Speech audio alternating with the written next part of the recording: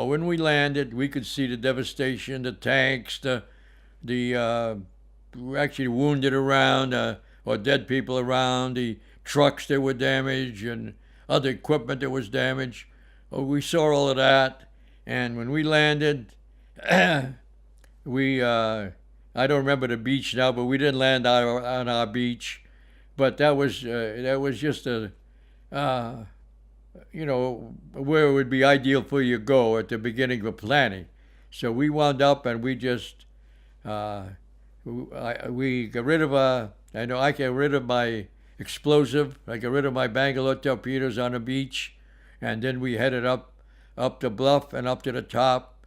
And our first casualty when we got to the top of the bluff, our captain was the first casualty. He was hit by rifle fire in the leg, but he just got well, apparently wasn't that serious a wound. We bandaged it up and he walked and we kept going and we went on the attack and we headed west, which was our mission. Actually, to be truthful, that isn't what happened. What happened, we were given an assignment to go to a certain area, and we went to this area. And as I recall now, we were probably a mile or so inland all by ourselves, our whole company, because they told us to meet at a certain place, and there we went. And all of a sudden, we had a reason. The next day, we, we had a communications that we shouldn't be there. And so we headed back, and we rejoined the group closer to the coast. But we went and actually went to it, told us to be at a certain place, and there we went. And so then we joined the battalion and we attacked and we went west along the coast and taken the different villages in town, and we just fought our way west. But tell me, when you guys landed on the beaches a day and a half after the invasion took place, That's right. What did you see on the beach? On the beach, we could see. I don't know. On the beach, we could see all the debris. We could see, other people landing. There was sporadic rifle fire. It wasn't intense fire. It was just fire. We could hear it. We could explosions and things like that. But we did not actually, as I say, our first casualty was on the Bluffs. on the bluff. But I mean, was the beach littered with bodies, or was it pretty cleaned up? No, it was not cleaned up. We could see bodies. We could see damage. We could see like the blown up holes in the barbed wire. We saw trucks, tanks that were disabled. We could see holes and damage that was caused on the beach. And of course, there weren't many homes then, and we just went up an area that was already cleared of mines, and we went on up the bluff. So, how far had the Allied soldiers made it in the day and a half before you guys got there? How far off the beaches? I would say that in some places, what they had happened after D-Day, they had pockets where they had an area they had secured, but in between these areas, there was areas that were not secured, where they couldn't say that they were under their control.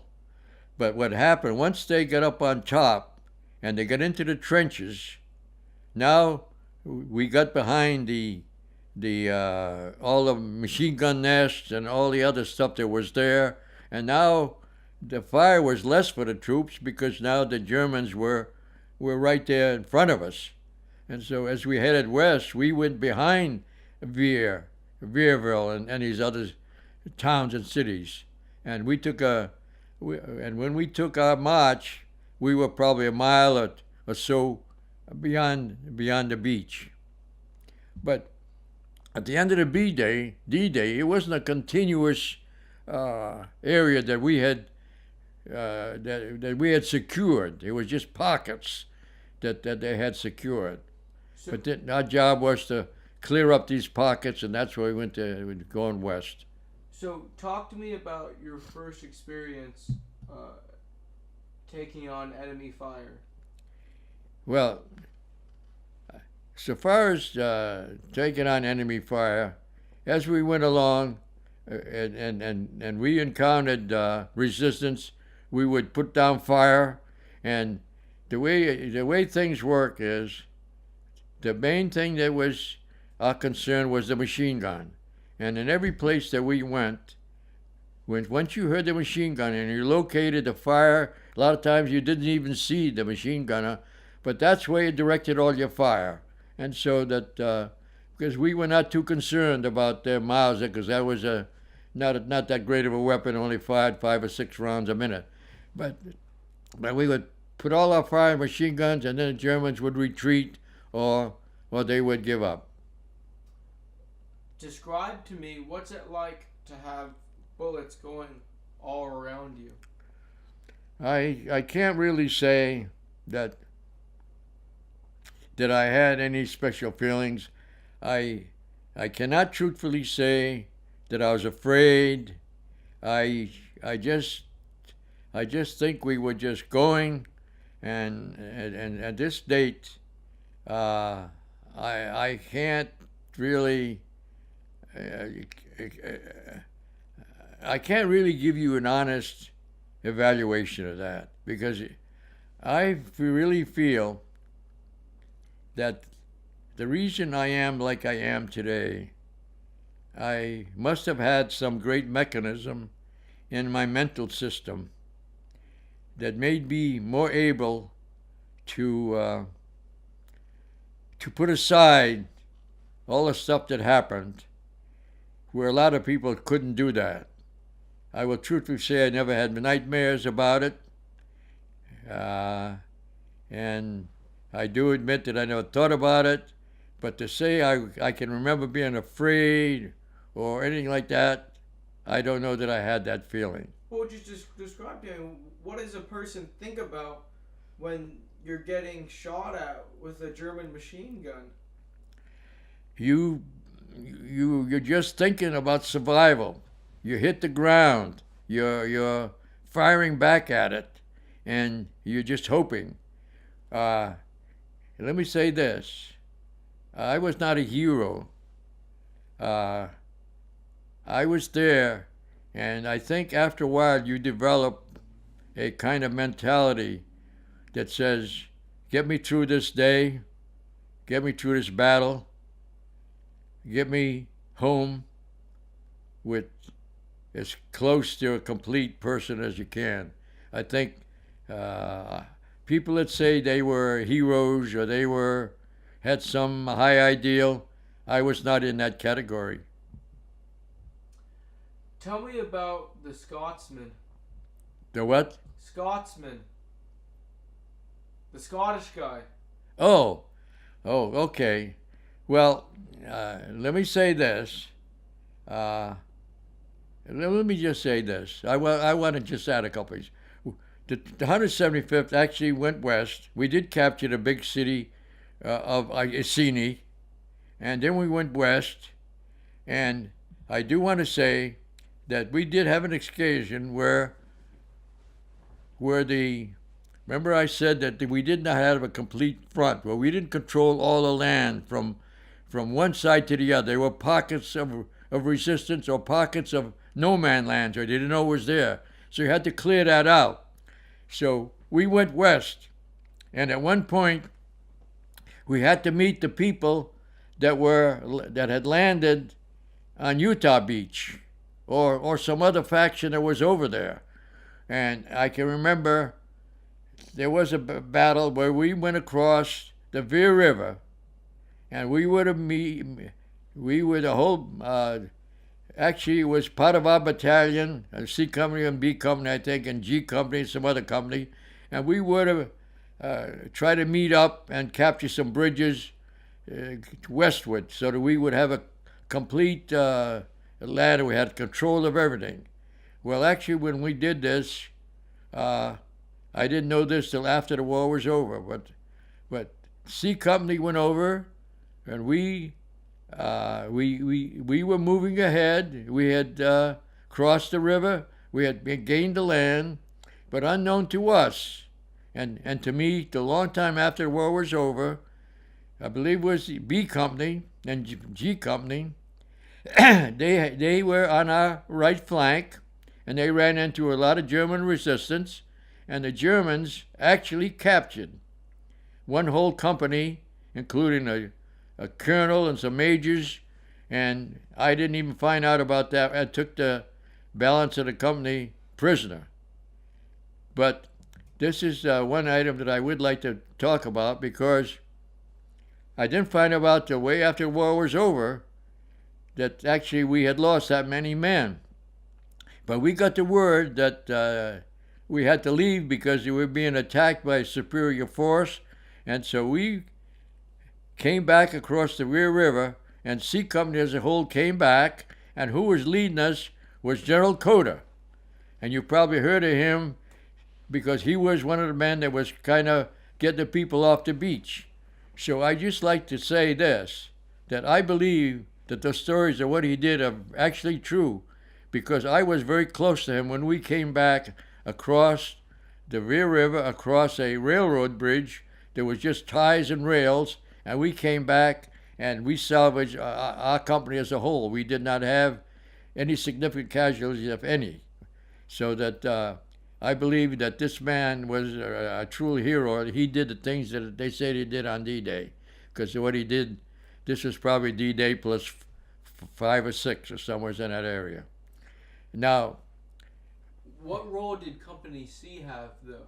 If it was Company B that most of them got captured, well, it's either B or G, but you can look that up. But it must have been B, because that's the same battalion.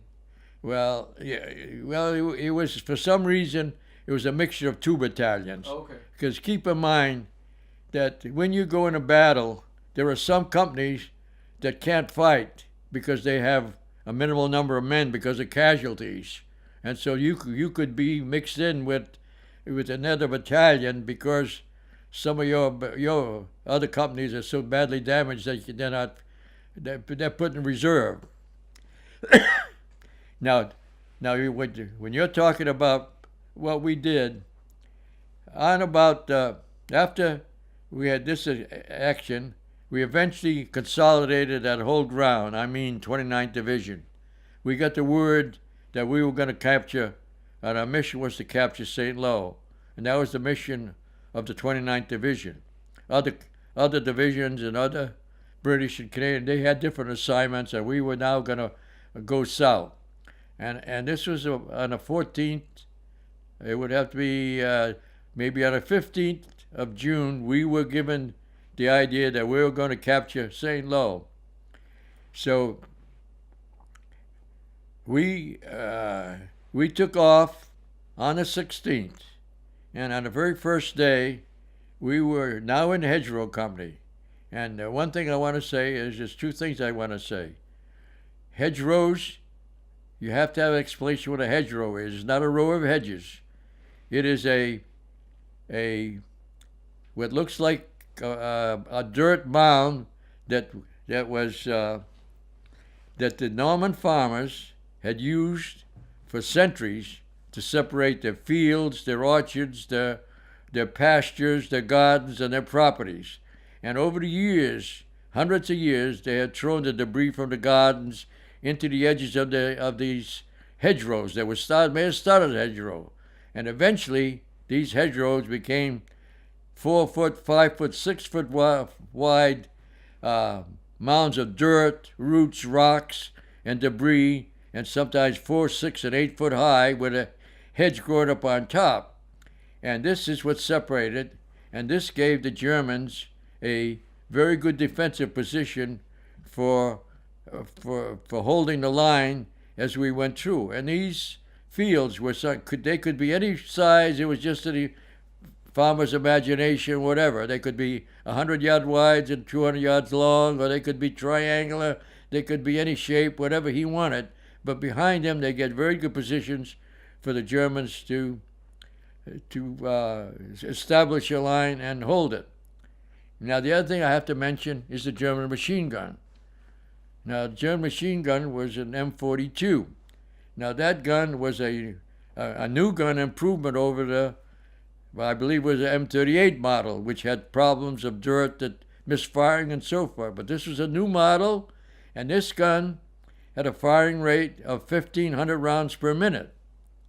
And it was an excellent gun. And what this gun did, if you take the math, the 1,500 rounds per minute is 25 rounds per second. Now you can't even make that sound. But they kind of say it's like ripping a canvas, just makes it sound like that. And this is the gun that was the most feared gun for the infantry, both the Allied, British, English, American, and Canadian, and also the Russian infantry. This is the gun that caused most of the damage to the infantrymen, because this was a killing machine. And this is what they would punch a hole in one of these corners of one of these fields, put the gun through there, and when we went over the hedgerow prior, we would be trapped, and they would start firing with the machine gun. We would have to locate the machine gun, and we would knock it out. And we would direct all the fire of all our guns, including our BAR, and all the Germans would do was retreat, take their casualties with them. Sometimes they're dead, and retreat to the next best place to defend. And that could be one hedgerow, 2 or 3 hedgerows. But I will say this, on every hedgerow that we took, I'm sure we had casualties. Somebody in the company was gone. And at first, we were making very good progress because they were defending, but they were defending loosely. And so that during the first day, on that first day, we actually covered about 4 miles of territory. And the 1st Battalion was in the lead, 175th, but the 1st Battalion was in the lead, and we were moving ahead of everybody else, and we were establishing a salient so that we were ahead of everybody else. And on the very first day, our first casualty that I can remember, and I have to mention these names because they stand in my mind, and the first casualty that I can remember was killed in action was a fellow by the name of Scotty Malloy. And he was actually a Scotchman, and I don't know what he was doing in 29th Division, but there he was. And so that as we made progress that was the 16th. And also on the 16th, my BAR man was another casualty. He was killed in action at pretty close to the end of the day. And so that our casualties were starting to get heavy because they were starting on the 17th, was my day. And on the 17th, in the middle of the day, as we went over this hedgerow, the resistance was getting a lot stronger, and we had starting to get very heavy casualties because he was being really defended, and the automatic fire was very intense. It was on the 17th that I was hit by automatic fire. I was wounded in the neck. I went down, and as I went down, I could see my lieutenant on my left, probably 15 feet to my left, and just slightly behind. He was taking the full brunt of the automatic fire, and he was getting hit multiple times, and by the time he hit the ground, he was dead. So that the resistance was very strong. I took care of my wound. The platoon moved on, and the casualties were very heavy on the 17th. Actually, they were, as I looked up later when the daily reports got available, I found there was a number of sheets of casualties that we had in C Company. Show me where you were wounded, please. I was wounded in the neck right here by automatic fire. So How did you survive that? I don't know.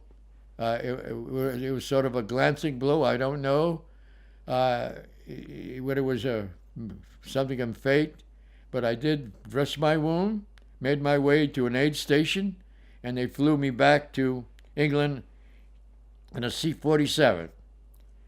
How long were you laying out there after you'd been hit? Well, I waited till everything calmed down, that the platoon had moved off. I just lay quietly because we were getting fire. So once the Germans retreated and I found it was secure, I found an opening in the hedgerows, and somehow, I don't know how, but I found my way to an aid station where they redressed my wound. They put me on a plane, which is a couple of miles behind the lines, and they flew me back to England. It's in the area of Warwick, England, where I had operations and then rehabbed in England. And you mentioned that your BAR man was killed Yes. on the 16th. What was his name?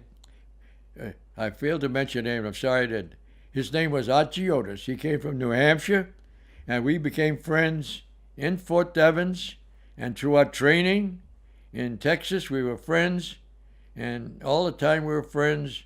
And in England, the same way, we were assigned to as the Browning automatic rifle team on a platoon, and in England, that's where we trained. Talk to me about his personality. What kind of man was he? Otis was he was a very strong guy. He was very personable.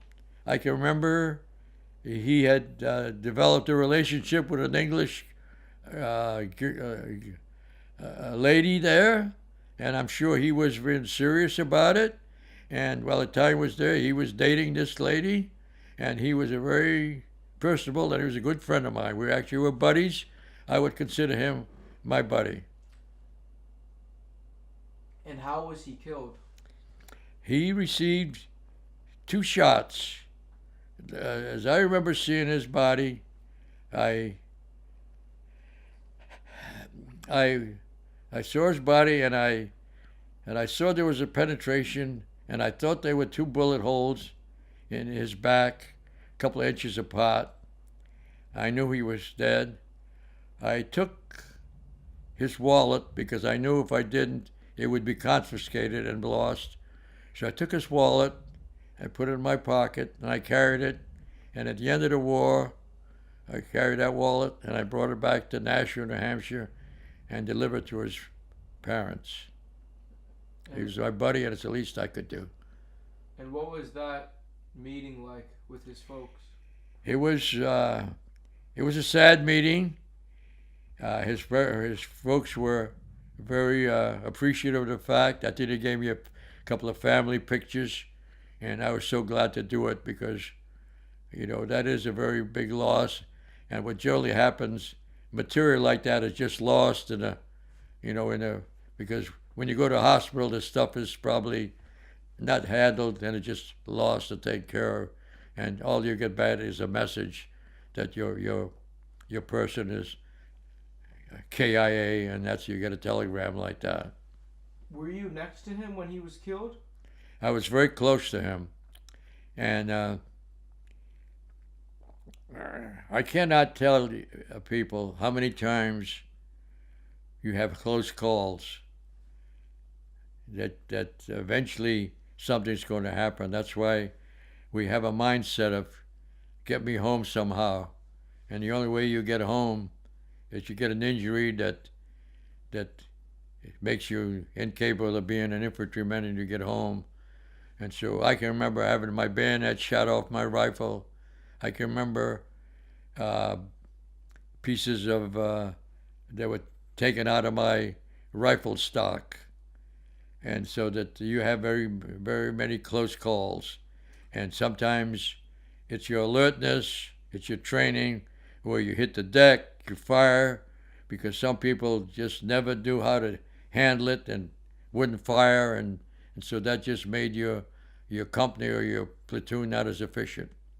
And where was the area that your BAR man was killed?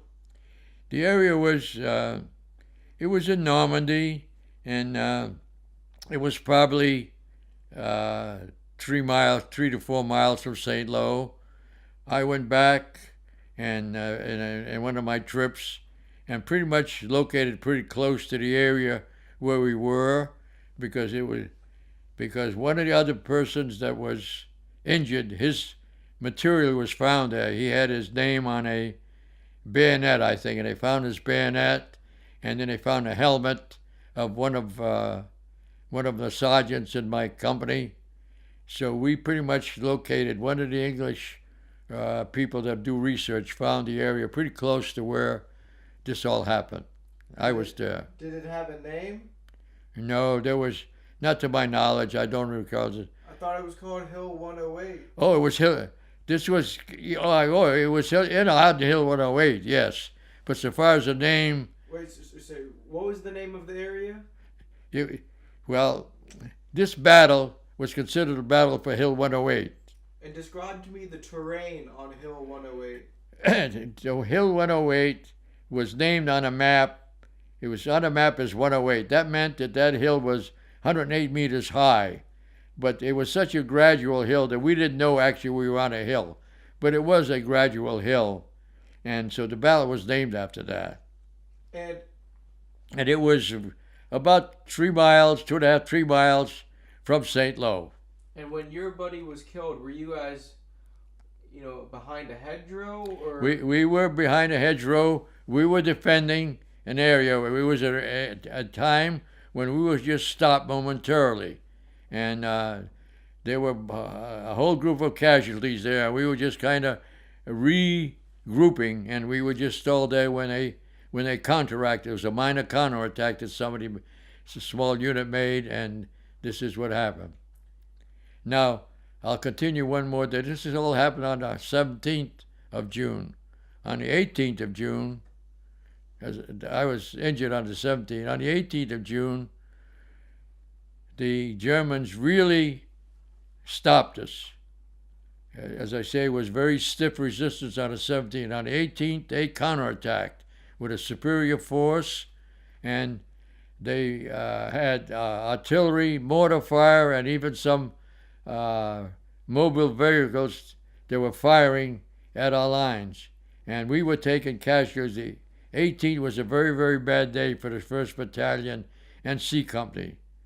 And the casualties were heavy, so that actually the Germans made contact with our commander, a major, I think it was Major Whitefoot, and wanted to know if we would surrender, but he said no, we're running low of ammunition, but they held. And we held the line there, and at the end of the day, on the 18th, we finally were relieved by B Company. And again, we had pages of casualties. This was Hill 108. I believe the regiment had something like, on this 3-day battle, the regiment had something like 600 casualties, and 300 casualties were in the 1st Battalion. The 1st Battalion, as I said, had established a salient. They were about half a mile or more ahead of the rest of them, and the Germans wanted to stop that battalion. This is where we were stopped, and this is where we were stopped, and as far as we got towards St. Lo, and it was not to be. And when the 29th Division resumed the attack on below, about 2 or 3 weeks later, it took them another month to take St. Lo, and it took us from an area where they attacked St. Lo from the east, and attacked from the east rather than from the north. Now this attack on Hill 108 was recognized as Purple Heart Hill, and the government awarded the 1st Battalion the Congressional Medal of Honor, Presidential Unit Citation for this attack and holding Hill 108. And the French government awarded them the Croix de Guerre with Silver Star for the same action. What was the strategic importance of St. Lo? The strategic importance of St. Lo was it was the east to west rail and road communications with the peninsula where Le Havre is located. So by cutting this off, we would be cutting the supply routes to supply those people, and therefore that helped the other units that were fighting to take Le Havre and that peninsula. So that's why it was so vital to get that, because there were roads going east and west, north and south, and all kinds of communications, and that was the center of it. And we had to take St. Lo because that was a way to get into an area where eventually the tanks and Patton could take over. All this time, Patton was sitting there cooling his heels because he could not do anything in the hedgerows. It was strictly infantry fighting. Did you see any of the tanks in the hedgerow country? In the hedgerow country, we saw no use of tanks. Wouldn't they? The reason for the tanks for not being there was the hedgerows are too stiff and too strong for them to break through. Eventually, they started to put sort of a prongs to break over the tanks, but that did not happen with C Company or in this attack. Oh, you never saw We tanks did not, and I, as a company person and C Company, never saw a tank that helped us, because even though there was this attempt to make tanks capable of doing this, we did not see an advantage. Ours was strictly an infantry fight, not at all. And tell me,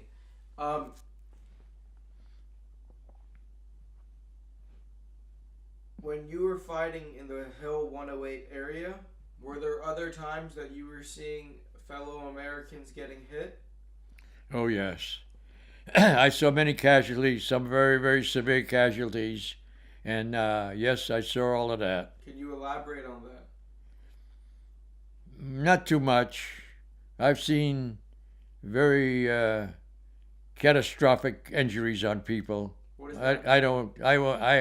I will suffice to say, I saw injuries of any kind that you can imagine. Artillery damage. I saw them all.